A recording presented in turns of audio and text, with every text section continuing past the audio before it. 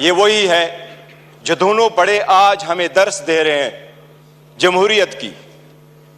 नाना की सियासत वो दफन करके गया है। अभी अपने नाम के साथ भुट्टो का लफ्ज लगा कि भुट्टो नहीं बनता। नाना की सियासत कब की जा चुकी है, उनसे हिसाब मांग ले। वो हार कहां गए जो स्विस में पड़े थे? अपने हुकूमत की बात कर ले, उनसे पूछ ले, उनसे एक लफ्ज पूछे, उनसे एक लफ्ज पूछे। आप हुकूमत में आए, हुकूमत में आने के बाद deputy speaker, let me complete जी। Deputy speaker, let them have the courage to listen। Gohar साहब, बैरिस्टर साहब, अगर कंट्रोवर्शियल बात होगी तो ये बिला वजह माहौल आपका होगा। एक सेकंड के लिए फॉर्मर स्पीकर साहब हैं, फॉर्मर प्राइम मिनिस्टर हैं, राजा साहब का माइक खोले प्लीज। एक सेकंड होल्ड, एक second. Speaker former prime minister हैं, फॉर्मर स्पीकर हैं, काम अब एक सेकंड वो पॉइंट ऑफ ऑर्डर पे उठे। जी राजा साहब, गुजारिश करना चाहूंगा अपने राइट पे खड़े हुए दोस्तों से भी और इस तरफ से भी देखिए शोर ना करें ऑनरेबल मेंबर प्लीज। जी राजा साहब, मैं ये गुजारिश करना चाह रहा। बैरिस्टर साहब आपकी टर्न है, इसके बाद ओ बेटा बात सुनो, मैंने खुद आपके चेयरमैन को कई दफा दिए।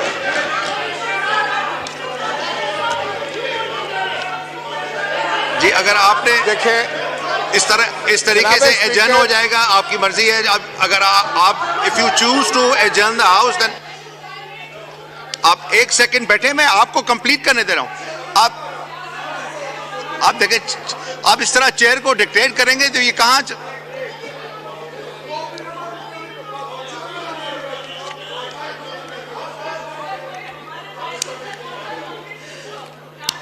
राजा साहब का माइक खोलें। राजा साहब कंप्लीट करें प्लीज, तकरीर अभी होनी है प्लीज।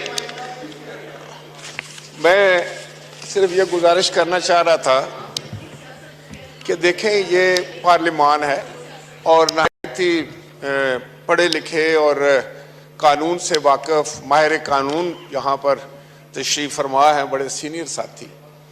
अगर हमने माहौल को इस तरह चलाना है तो क्या हम में से कोई भी ये समझेगा कि जिस मकसद के लिए हम आए हैं वो हम पूरा कर सकेंगे, या अपना तमाशा हम दुनिया को दिखा रहे हैं? मेरे भाई हैं सब, हम एक ही हैं, एक ही सोसाइटी के लोग हैं, हम सारे एक बरादरी के साथ ताल्लुक़ रखते हैं, हम सियासतदान हैं। तो हमें, मैं समझता हूँ कि अब काफ़ी हो चुका है, पुलों के नीचे से बहुत पानी गुजर चुका है, हमने अपना बहुत नुकसान कर लिया है। अब भी अगर आप चाहते हैं कि कुछ बचा है, जो रह गया है, उसका अगर आपने करना है कि जातियात पर हमले करके, एक दूसरे को अंगेख्त करके, एक दूसरे को प्रोवोक करके, तो फिर क्या आप ये चाहेंगे कि एक खैर यार तुम्हारा लीडर भी है, सुनो मेरी बात सुनो। मैं आपको ये बताना चाहता हूं कि अगर आप किसी के लीडर के बारे में गलत बात करेंगे तो आपके लीडर को भी कोई नहीं बख्शेगा। तो मेहरबानी फरमा के बाबा देखें, मैं चेयरमैन साहब आपसे ये गुजारिश करूंगा, आप पढ़े लिखे आदमी हैं, आप अपने इन दोस्तों को जो पहली दफा आए हैं इनको थोड़ा सा ट्रेंड करें, इनको सलीका सिखाएं, बात करने का तरीका सिखाएं। सिर्फ ये गलत बात है कि आप अटैक कर देंगे किसी पर, तो क्या इधर से फिर अटैक होगा? फिर ये कंपनी मुझे चलने वाली नजर नहीं आ रही है, सच्ची बात। जी ऑनरेबल बैरिस्टर साहब, मैं यही पॉइंट आउट कर रहा था। हमें तो दर्स देते हैं अपने गिरेबानों में जाके। क्या पहली हुकूमत लेके PDM 1 जब हुकूमत आई, उसी को लेके विद इन अ मंथ नेब का कानून चेंज करवा के 50 अरब रुपए के केसेस माफ नहीं करवाए? It's a ground reality, it's a ground reality deputy speaker, it's a ground reality. क्या ये कह सकते हैं कि अगर इसको इतना ही घुमंड है जमहूरियत पे, हकूक पे, तो एक लफ्ज बताए जब हमारी औरतें जेल गई हैं एक लफ्ज उन्होंने कंडेम करके बोला है?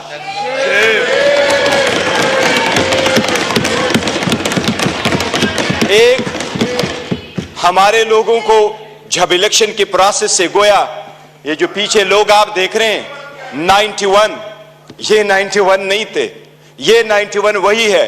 दे वर टू बिग टू रिग, इसलिए नहीं छोड़ सके थे। ये तो हमें 30 भी नहीं दे रहे थे।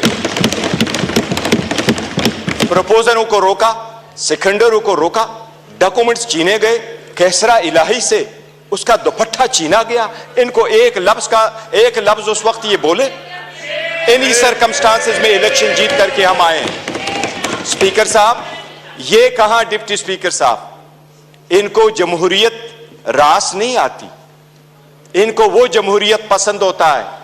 शहबाज शरीफ साहब कैसे कहते रहे, ये एक दूसरे को मफादात की टक्कर में इकट्ठे होते हैं, इसलिए ये पावर शेयरिंग पर बिलीव करते। इमरान अहमद खान नियाजी अवामी सियासत पे बिलीव करता है, पावर शेयरिंग पर नहीं करते। क्या शहबाज शरीफ ने मलक कयूम को फोन करके कन्विक्शन ही नहीं करवाई थी? कितने एक ऐसे कितने अदब के साथ अभी कह रहे इकट्ठे बैठ के।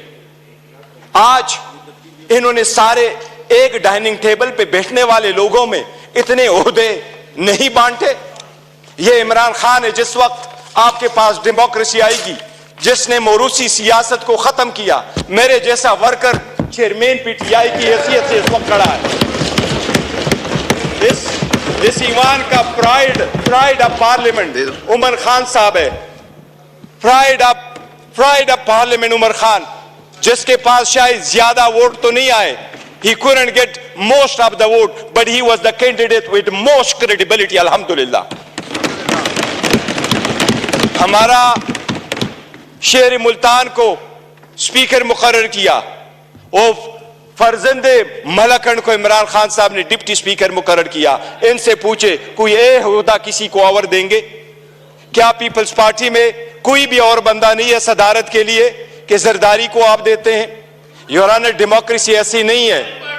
डेमोक्रेसी ऐसी नहीं है कि बकेन के दरख्त लगाए और आड़ू की पौधे का फिर आप तस्वर रखे कि आड़ू मिलेंगे। ये बकेन के दरख्त है, अवाम से इनके कोई उम्मीद नहीं है कि इनको आड़ू मिलेगा।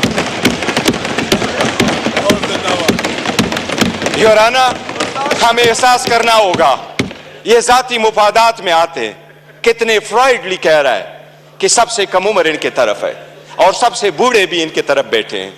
जमहूरियत में potential ability and talent matter करता है, जो आपको इस तरफ मिलेगा। यही रीजन है कि हम में से इमरान खान का कोई भाई बहन भांजा भतीजा इस वक्त नहीं बैठा, लेकिन हमें जान से अजीज है और हमारे 100 इनके 200 पे बारी है। यही वो डेमोक्रेसी थी मिस्टर डिप्टी स्पीकर। जो लोग हमारे साथ आजाद हुए वो हमसे आगे बढ़े, जो हमारे बाद आजाद हुए वो हमें पीछे छोड़ के गए। जब पाकिस्तान का नाम ले लो, दुनिया के लोएस्ट क्रेडिबिलिटी में आता है। रूल ऑफ लॉ में हम सिर्फ अफगानिस्तान और म्यांमार से आगे, बाकी पूरी दुनिया से पीछे। हम गुर्बत में 37% गुर्बत से नीचे, नेशनल पॉवर्टी लाइन में 21% नीचे। हम कैसे आगे तरक्की करेंगे? बाकी गैस, पेट्रोल, बिजली तो दूर की बात, आपको पानी मुयस्सर नहीं है। ये इन लोगों की 4 दहाइयों की कसम रहा है जो अवाम को दिया है। इसलिए अवाम ने समझ करके इनको रिजेक्ट कर दिया है। एमकेएम वाले वो साथ बैठे थे। मुझे हमेशा से 2 पार्टियां अदरवाइज पसंद हुआ करती थी। एक जमात इस्लामी, जिसमें फिर भी जमहूरियत है, दूसरा एमकेएम, जिसमें मुतवस्सित तबके के लोग शामिल होते थे। लेकिन इस मर्तबा वो भी टिकट लेने वालों के लाइन में लग गए और अपने वसूली की सौदाबाजी की। इनके 15 सीटें बैठ करके दिखाता हूं, 1 2 3 15 सीटें हमारी कराची में उन्होंने ली है, 2 सीट हैदराबाद में ली है। यही वो 15 सीटें जो उनको कहा क्या बेहतर होता अगर ये ओहदे के पीछे न जाते, असूल पे चढ़ते और ये छोड़ जाते, क्या फर्क पड़ता? इनके पास अब ये ना होता। जनाब स्पीकर, अगर आगे चलना है तो कुछ बेसिक वसूल पूरे दुनिया में होते हैं। पहला वसूल ये, आपके सामने वो साइफर का जिक्र कर रहा है। साइफर एक हकीकत है। इमरान खान साहब ने जिस वक्त ये उठाया है, वो लोग जो मुल्क को साजिश करा कि हुकूमत खत्म करने में, उनका ट्रायल होना चाहिए बजाय उसकी जिसकी आपने हुकूमत खत्म किया और उसको ट्रायल पे करवाया। जनाब स्पीकर, कितने गौर से कहते हैं कि इलेक्शन फ्री, फेयर और ट्रांसपेरेंट होना चाहिए। आप उस हुकूमत का हिस्सा थे डिप्टी स्पीकर। जो ही हुकूमत बनी, इनकी पीडीएम आई, सबसे पहले इलेक्ट्रॉनिक वोटिंग मशीन इन्होंने खत्म करवाई, because they knew it public के रिजेक्टेड।